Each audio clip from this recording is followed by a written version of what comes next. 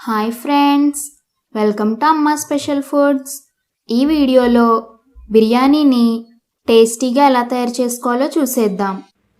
ముందుగా stove on చేసుకుని ఒక గిన్నెని పెట్టుకోవాలి. అందులో 2 టేబుల్ స్పూన్ల నెయ్యిని యాడ్ చేసుకోవాలి.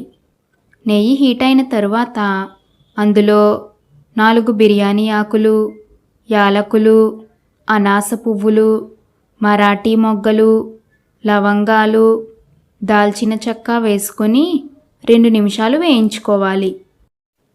వేగిన తర్వాత అందులో కొద్దిగా ఉల్లిపాయ ముక్కలు, జీడిపప్పు, 2 సన్నగా తరిగి పెట్టుకున్న పచ్చిమిర్చి, 1/2 కప్ టమాటా ముక్కలు, కొద్దిగా కరివేపాకు వేసుకుని 5 నిమిషాలు మీడియం ఫ్లేమ్లో ఫ్రై చేసుకోవాలి.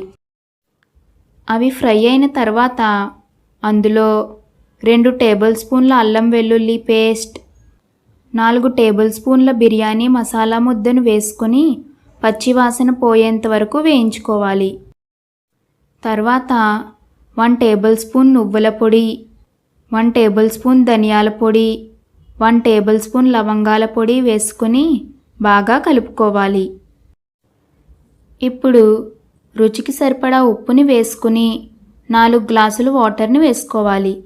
ఇక్కడ నేను 2 గ్లాసుల రైస్కి 4 గ్లాసులు వాటర్ని వేసుకుంటున్నాను.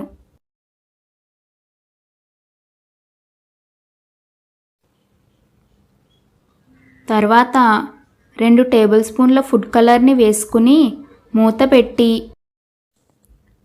10 నిమిషాలు మీడియం ఫ్లేమ్లో మరిగించాలి.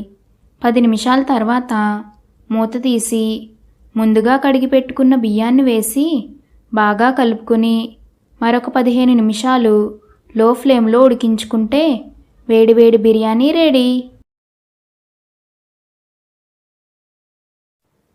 ఈ వీడియో మీకు నచ్చినట్లయితే లైక్ చేయండి, అలాగే మీ ఫ్రెండ్స్తో రిలేటివ్స్తో షేర్ చేయండి.